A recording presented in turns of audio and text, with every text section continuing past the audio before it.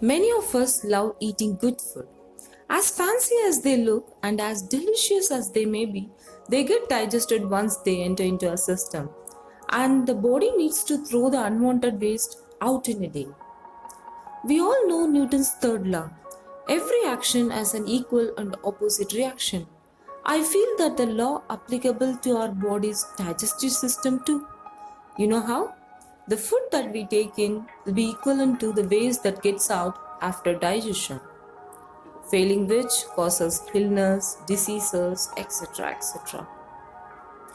There is nothing in the world that can quench our thirst and make us feel refreshed than water. Yet, if the body doesn't throw that water out in a couple of hours, then that retained water can be the cause of illness.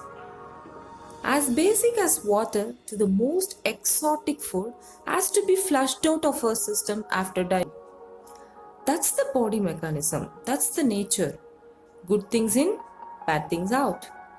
When this equation is not worked out properly, that's when all the illness creeps into the system. Isn't this principle true for our negative emotions as well? Emotional hurt, grudges, jealousy, feeling of hatred, revenge, regrets, all these emotions can make our mind toxic.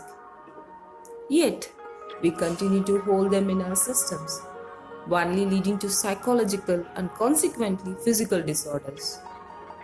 The body has a system to remove the waste out of it. As like that, if we have an automatic arrangement that could throw negative feelings and emotions out as well, it would be good, right? But unfortunately, that's not how it works with the mind. We have to consciously work on to get rid of these toxic bad emotions out of our inner system. Here are 3 suggestions to get these feelings out. First one, write your feelings down on a paper and discard it. Tear it out, burn it down. Second one, open your heart and share with someone close and trustworthy. Just think, if you are happy or achieve something big in life, you won't keep it with yourself.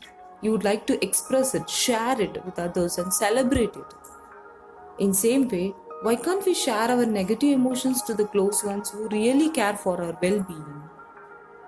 Sharing our feelings will not only lighten the heaviness we feel, but also we may receive support and guidance to deal with our negativity. The third one, most powerful one, is adapting a spiritual practice. It can be anything like meditating or sitting alone and do a self-talk or praying to God. And if you're not a God person, then pray to universe, whatever it may be. This practice can help us cleanse our consciousness and give us the inner strength to fight these evils. Always remember that it is not the glass of water that hurts our hand. It is the duration for which we hold the glass. The quicker we keep the glass down, the better it is for us.